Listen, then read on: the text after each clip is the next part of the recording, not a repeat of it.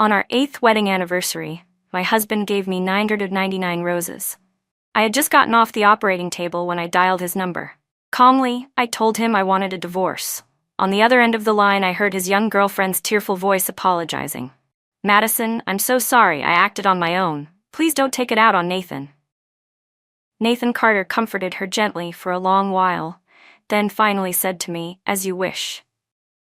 It was half a month later when I saw him again. "Make me a bowl of noodles," I said. Nathan came home around midnight. There was no hot food waiting on the table like usual. He frowned instinctively, gave me a few instructions, then walked into the bathroom. When he came out, still trailing steam from the shower, I was sitting on the couch, absent-mindedly watching TV as if nothing had happened. He took a designer handbag out of his suitcase. "See if you like it." The pastel pink purse was obviously something a young girl would be into. In the past, when he tried to cheer me up, he would take me to do whatever I wanted. Now, all he had for me were boring gifts. I didn't even bother to give it a second glance. I changed the channel and casually asked him when he'd have time to finalize our divorce. Nathan was always busy, so busy that even the anniversary gift had to be picked by his female assistant. Yet somehow, I was always the one expected to adjust my schedule to his. "Don't be like this, Madison," he said, pouring himself a small glass of whiskey and sitting down in the single armchair across from me. "I didn't know you hated roses. It won't happen again." His assistant, Chloe James, was his childhood friend and had always been in love with him. The moment she graduated from a prestigious university, she rushed to become his personal assistant. They were always side by side, even staying in the same suite during business trips. Honestly, I never blamed Chloe for chasing after Nathan. A fly doesn't land on a seamless egg. If he hadn't given her the opportunity, no other woman could have gotten close to him. I let out an exaggerated yawn, and tears pricked the corners of my eyes. When I didn't respond for a long time, Nathan thought the matter was over and brought up our son's latest exam rankings. I shook my head. "I don't know." I wasn't trying to hide anything from him. I truly didn't know. The Carter family had always been obsessed with elite education. Our child had been raised at the family estate since birth, with every day packed full of scheduled lessons. It's funny, really. I'm the one who gave birth to him, but the number of times I've actually seen him could be counted on one hand. I've cried, begged, done everything I could, but the Carter family never budged. In their eyes, I was lucky just to marry into the family. Everything else was wishful thinking. Nathan pinched the bridge of his nose and said, "You should really focus more on the kid. If this keeps up, his grades are going to make him more of an adult than you." I understood what he meant. Yesterday was the only day I was allowed to pick our son up from school. I arrived an hour early and waited until after dark, until the school gates finally closed. That was when Chloe called to inform me that Mrs. Carter had instructed her to bring the child back to the estate for dinner. Through the phone, I could hear Nathan's voice. He was laughing, asking Chloe if she wanted some soup. Snapping back to the present, I gave Nathan a cold smile. "Well, isn't that just what you wanted? I'll step down from this title of Mrs. Carter. Let her have it." I don't know which part of my words struck a nerve, but Nathan froze for several seconds before exploding with anger. "My patience has limits, Madison. Stop acting like the world owes you something." He took a couple steps toward me, but I said calmly, "Oh right, I forgot to tell you, I had a miscarriage." It happened a month ago, the night he rushed out to block drinks for Chloe after getting a call from her. I was in unbearable pain, so I drove myself to the ER. That was when I was told I had been over 2 months pregnant. But it was already too late. The baby was gone. The heartbeat had already dissolved. The saddest part? When the doctor told me the baby didn't make it, I felt relieved. I came off the operating table alone, and in that moment, I knew it was time to end all of this. In the living room, Nathan stood with his back to me, gripping his whiskey glass so hard his knuckles turned white. He didn't ask why I hadn't called him. He knew perfectly well how many times I called him that night, but not once did he answer. Maybe it's better this way. The truth is, I wasn't meant to be a mother. Nathan walked into the study and shut the door behind him with practiced ease. 8 years of marriage, countless fights, shouting matches. I was always the first one to apologize, the first to seek reconciliation. But not this time. This time, he never heard me come knocking, with my head bowed. Half an hour later, he opened the door, searched the entire house, and couldn't find me anywhere. I was Nathan Carter's first love. No one would have ever imagined that a straight-A student, a cold and handsome son of a wealthy family, would fall for a cigarette-smoking, club-hopping, non-conforming street girl like me. Our first meeting wasn't exactly romantic. A stinking alley filled with foul air, an honor student cornered by street thugs demanding money. I just happened to pass by. One of them whistled at me with tears and mockery in his tone.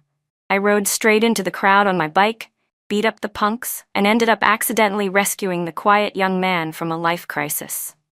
After that, Nathan stuck to me like glue. He'd wait for me after school, follow me around. I couldn't shake him.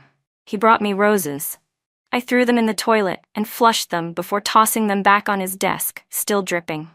He made me ridiculously expensive lunches with his own hands. I handed them off to the beggar kids on the corner, and they laughed that I'd raised a rich, lovesick puppy. Everyone could see we weren't from the same world. But somehow, that guy, when I was beaten so badly by my drunk father I couldn't make it to school, forced his way into my house, picked up my half-unconscious body, and rushed me to the hospital. While the doctor stitched me up, Nathan stood with his back to me, his shoulders shaking uncontrollably, wiping at his face over and over. The doctor, exasperated and amused, asked, "You're not the one hurt, so what are you crying for?" He said, "I don't know. My chest just hurts like hell." He even dumbly asked the doctor if maybe he needed to get an ECG. In the hospital room, Nathan clumsily peeled apples. "I don't want you to be in this much pain ever again. Madison, please stop getting hurt, I'm begging you." I ate the popsicle he brought and muttered, "Okay," then glared at him. "Then do you want to be my boyfriend or what?" We both blushed all day, speechless. I once told Nathan a secret I'd never told anyone. Every time my dad got drunk and beat my mom to the brink of death, there would be a withered rose on the table the next day. It was his pathetic way of apologizing. So I told Nathan, if one day he ever wanted to break up with me, he didn't have to say anything, just bring me one rose. "Idiot. We're going to be together forever," he said. 18-year-old Nathan hugged me tightly, forbidding me from saying another word like that. To escape my father, Nathan took me abroad with him for college. His father cut off all financial support to force him to leave me. Back then, aside from school, we both worked 2 part-time jobs just to survive. Life was brutally hard and insanely busy, but even while brushing our teeth, we'd goof around and make each other laugh. That tiny apartment saw all our arguments, our reconciliations. Our eyes held only each other. If we could have stayed like that forever. How perfect it would have been. "Miss Madison, are you feeling okay?" The doctor's voice pulled me back to the present. It was the 3rd day since I moved out of the villa. My insomnia had gotten worse. While picking up my sleeping pills from the pharmacy, I ran into Chloe. "What a surprise, you came to the hospital alone?" she said with a look of innocent surprise, blinking at me. When I didn't answer, her face filled with concern. "Nathan told me about the baby. Don't worry, you're both still young. You'll have another chance." "You don't have to worry," I said flatly. "There won't be another one." Just as the words left my mouth, I saw Nathan walking up, his face dark as a storm. I didn't know why he was angry, but I could see his hand clenched around the asthma spray bottle he carried. Chloe looked flustered and quickly explained, "He wasn't watching his step coming up the stairs." "It's just a slight ankle sprain," Chloe explained softly. This kind of minor injury really didn't need a hospital visit, but Nathan insisted on bringing me here, and now I've missed work because of it. At that moment, it was my turn at the pharmacy window. As Nathan saw the prescription bag in my hand, he couldn't help but ask, "Are you not feeling well?" I didn't respond. I turned slightly, preparing to leave, but he reached out and snatched the medicine from my hand, opened the bag, and looked inside. "Insomnia?" he asked, frowning. "Since when have you had this problem?" "Madison, I'm talking to you. How long are you going to keep playing this game?" Nathan still thought I left home just to get his attention, to make him worry. So even now, he hadn't bothered to ask where I'd been staying the past few days, or what I'd been doing. His voice grew cold and loud, drawing glances from people nearby. I caught a flash of irritation in my chest. I calmly took the medicine back from him and said softly, "I'm not trying to make you worry anymore." Maybe my voice was too gentle, too calm. He must have mistaken it as me giving in. He suggested taking me home first, then heading back to the office with Chloe. But I shook my head. Work's more important. I can go back on my own. When I said go back, I meant going back to my own home. After my alcoholic father died in a car accident, the compensation money he left behind, along with the broken-down house I once couldn't wait to escape, the one where I was always beaten, had now become my only refuge. As I walked away, my figure alone and quiet, Nathan took a step as if to follow. But Chloe quickly grabbed his arm, her face pale. "I don't feel well all of a sudden." "It might be low blood sugar," she murmured. Nathan hesitated for a second, then turned away from my direction and walked toward the nearest vending machine. The same day my lawyer finalized the divorce agreement, I received a call from Nathan. His voice was urgent and dull. "Our son's sick. Be at the family estate before 6. Before I could even ask what kind of illness it was, he hung up. I printed out the agreement, feeling oddly relieved. But when I arrived at the Carter estate, I discovered the whole family was there. They were in the middle of a typical family dinner. Our son was sitting between Nathan and Chloe. In that moment, to any outsider, they looked exactly like a happy family of 3. With my eyes still red, I walked over to my son, who I hadn't seen in so long, gently touched his face, and asked quietly what was wrong. The boy looked like a miniature version of Nathan. Same sharp features, same expression. But his eyes filled with disdain as he pushed my hand away and turned to Chloe for help, eyes wary. The sting in my chest was sharp and deep. Chloe pulled him into her arms, smiling sweetly. "Luca's not sick at all," she said with mock surprise. "Madison, did you maybe take the wrong dose of your sleeping pills? Maybe you imagined it." As soon as she said that, the entire Carter family looked at me with thinly veiled contempt. I knew exactly what they were thinking. Just like always, they thought I was pathetic. Especially Nathan's sister, Morgan. She'd always looked down on me, thought I wasn't worthy of her brother. She used to roll her eyes and make things hard for me constantly, but for Nathan's sake, I'd always swallowed it. But not this time. I looked straight at Nathan and demanded, "You called me and said our son was sick. I dropped everything to come here, and now your girlfriend says he's fine. So which one of you is lying? Or maybe the real illness is with all of you." Nathan hadn't expected me to be this blunt. Chloe's eyes widened in panic. She opened her mouth to explain, but I didn't give her the chance. Lowering my gaze slightly, I said coldly, "Chloe, if you want to play the loyal little dog to a married man, that's your business. But don't use my son as a pawn in your little power game. If you do, don't blame me for showing you no mercy." My words were sharp and direct. Chloe's face turned pale and green, and tears instantly welled up in her eyes. She dropped her chopsticks and fled the table. Nathan's expression went cold and unreadable. Nathan's eyes were sharp as blades as he stared me down. "Madison, all you ever do is get jealous and compete for attention. The kid's had a cold for days, and you, as his mother, have you shown even the slightest concern? And you said 6 o'clock. Really? You made everyone wait for nothing. If you can't respect a basic sense of time, then go eat in the servants' wing with the help." Nathan always had the final word in this house. No one dared to question him. Chloe's eyes lit up with barely disguised glee. She pouted slightly, pretending to be sympathetic, waiting to enjoy the show.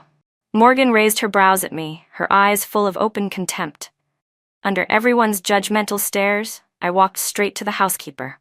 "Mrs. Wu," I said warmly, "come visit me when you have time. I'll cook for you." I didn't want her to misunderstand.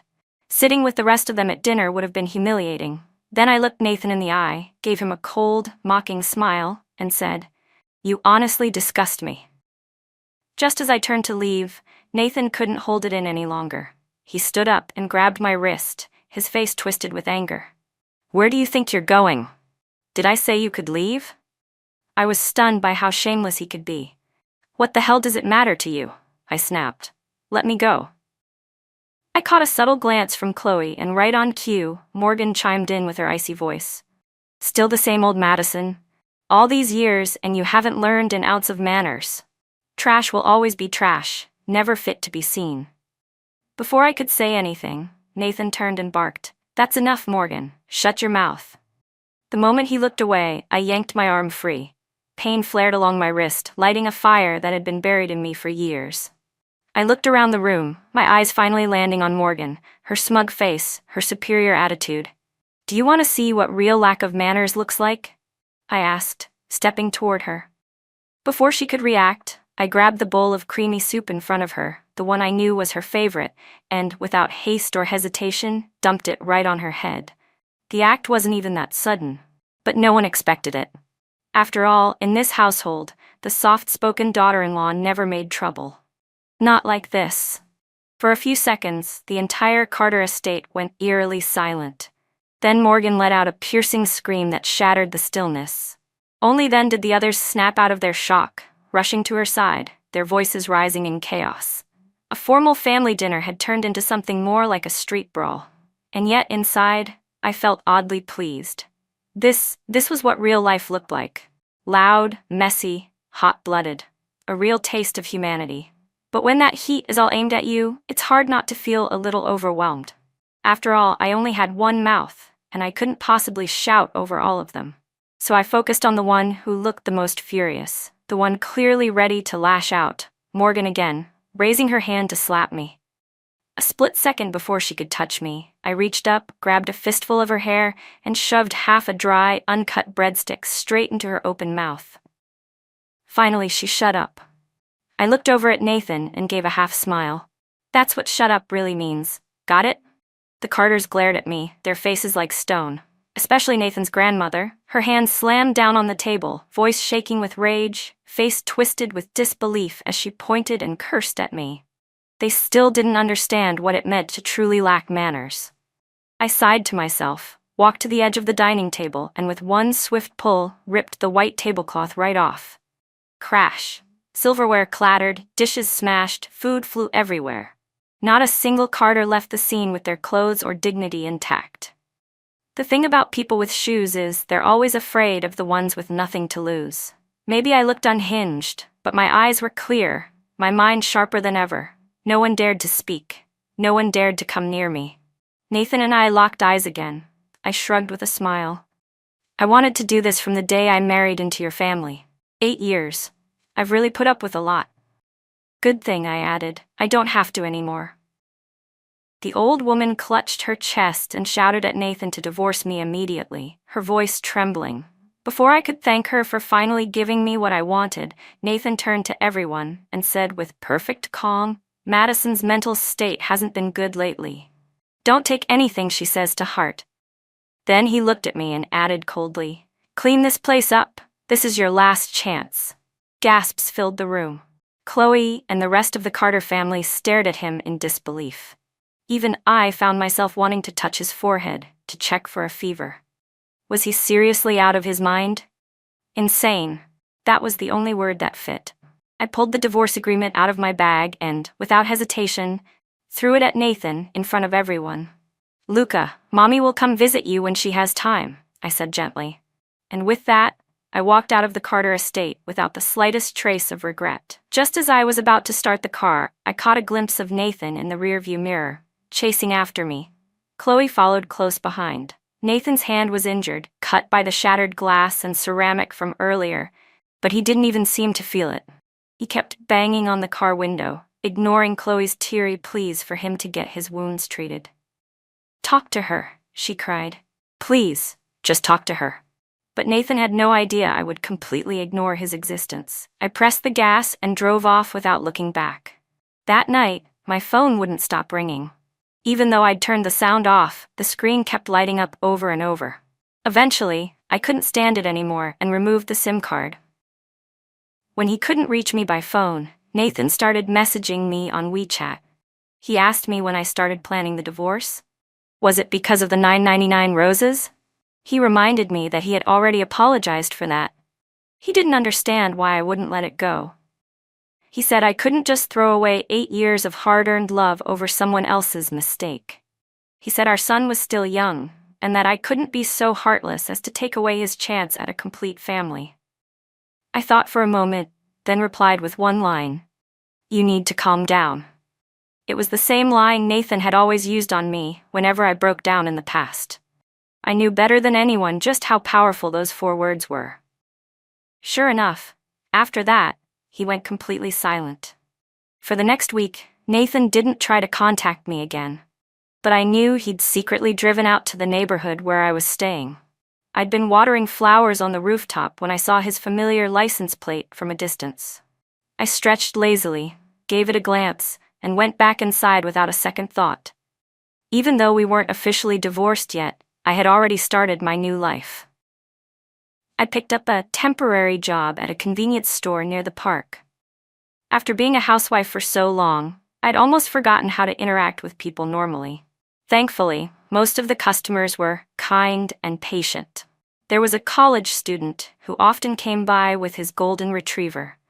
Sometimes he'd ask me to keep an eye on his dog while he ran errands. Over time, we got to know each other better, and I found out he actually lived in the same neighborhood, a sort of half-neighbor. Sometimes in the evening, I'd run into him walking his dog downstairs. We'd chat for a bit, and now and then he'd share food with me when he'd cooked too much. We became easy, friendly acquaintances. Near the weekend, I finally got a WeChat message from Nathan. He asked me to come by the company to finalize the divorce papers.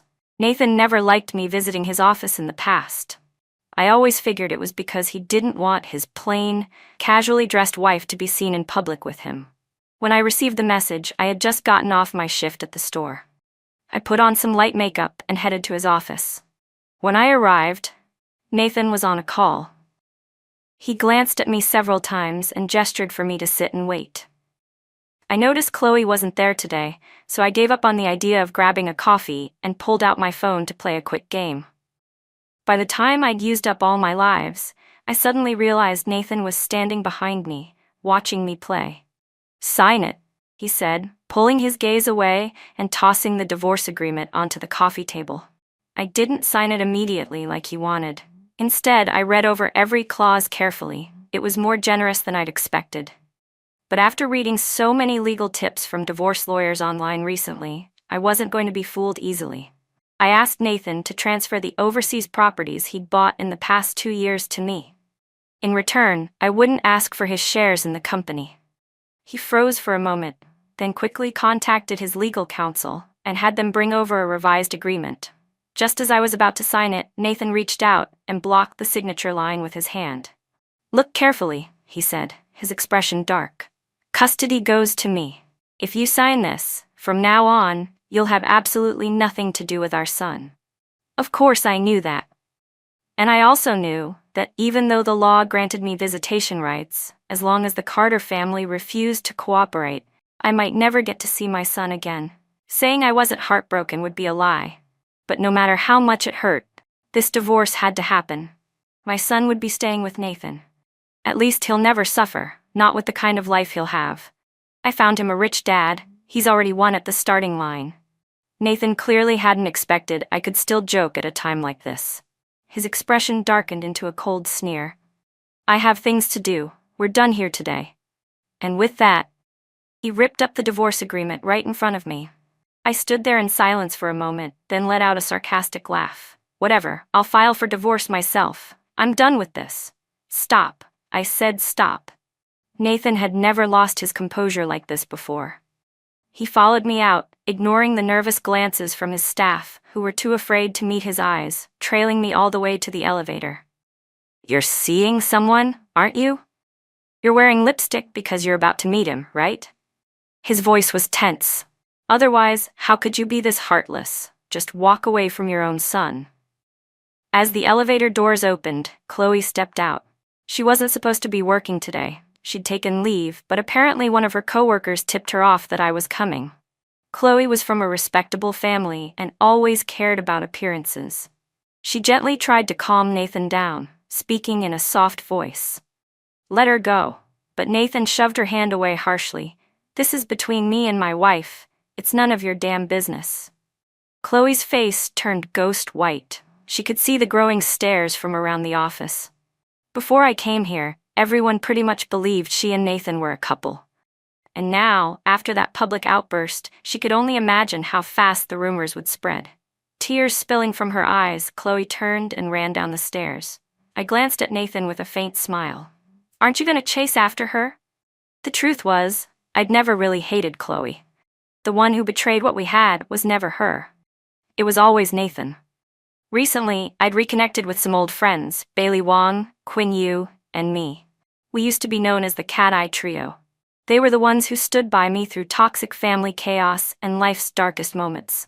They'd always known where I lived and how to reach me. But over time, we all followed the unspoken rule of adulthood, not to intrude unless invited. When we met again, I vented to them about everything Nathan had done, his cheating, his lies. A few drinks in, they swore they'd burn the entire Carter estate down for me.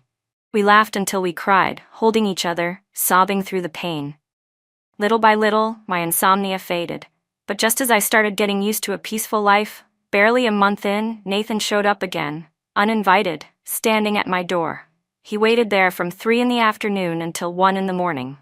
My neighbors were so alarmed by the situation, they almost called the police. Left with no other choice, I finally let him in. He looked thinner, his whole presence drained of the steady confidence he used to wear like armor. His eyes no longer held that self-assured calm. Mrs. Wu had told me that after I moved out, Nathan started spending a lot more time at the family estate. At first, his grandmother was thrilled. She cooked extravagant feasts every day for her son and grandson, even invited Chloe to move in so she could openly play matchmaker. But things didn't go as planned. Nathan grew pickier with food, his appetite shrinking each day. That might have been manageable, but then his mood began to unravel. One day, he locked himself in the storage room for hours, obsessively searching for something from his high school days. When he couldn't find it, he exploded in fury at the housekeeper responsible for storing old belongings. A few days ago, he went further, publicly throwing Chloe out of his bedroom in front of the staff. They had a huge fight. She sobbed uncontrollably, lost her footing, and tumbled down the stairs. Her ankle was shattered, nearly disfigured. Then, Nathan's grandmother had a heart attack that same night after he'd blamed her for interfering in his marriage. Both Chloe and the old woman were rushed to the hospital and were still recovering. As for Nathan, seeing him now, so haggard and broken, I could tell he hadn't slept well in a long time. He looked just like I did after we lost our child. As soon as he opened his mouth, the first words he said were, "I'm sorry." He told me he'd been doing a lot of thinking, and that he finally understood why I had asked for a divorce. 8 years of a marriage where I never had a voice, where I backed down again and again until there was nothing left of me. Nathan said, "I know you've completely lost faith in me." I shook my head. Losing faith, that was 2 years ago. The divorce, this is a decision I made after thinking it through for a long time. Disappointment isn't the problem, I said quietly. The real problem is despair, when your heart stops reacting entirely. And the worst part is what comes after despair, when you finally let go. We were still husband and wife, at least for now. So after a pause, I said, "Nathan, I've already started trying to live a new life. You should do the same. Pick yourself back up, move forward." Nathan looked around my small living room, then gave me a bitter smile. "Do you remember how I came to this place years ago to take you away? Even after 8 years, I still dream about the way you were back then." "Madison, I admit I neglected you," he said.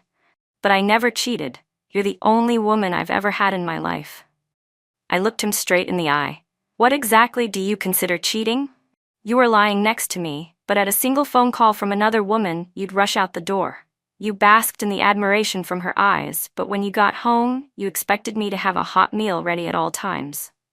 "You know very well," I said calmly, "that's not love, and it's certainly not fair.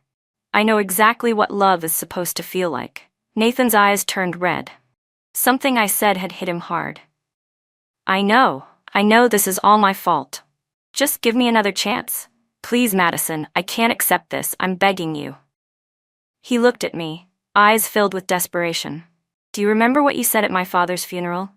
You said you'd stay with me forever, that we'd grow old together, die on the same day, and be buried side by side. You swore you'd never leave me. Have you forgotten everything?" But those romantic vows, those heartfelt promises, weren't they all sincere when we said them? The mistake was never the moment. The mistake was believing people don't change. But people do, and because he changed, I had no choice but to change too. Just then, the doorbell rang. I stood and opened the door. It was my young male neighbor. He glanced inside, saw Nathan sitting in my home, and asked with subtle intent, "Do you need any help?" Before I could answer, Nathan stormed past me and punched him. Clearly, Nathan had seen me talking with this neighbor before. No wonder he'd accused me of meeting someone new. Without a word, the two men started throwing punches. Fists flew. It was wild and senseless. I stood off to the side, trying to break it up, but they wouldn't stop.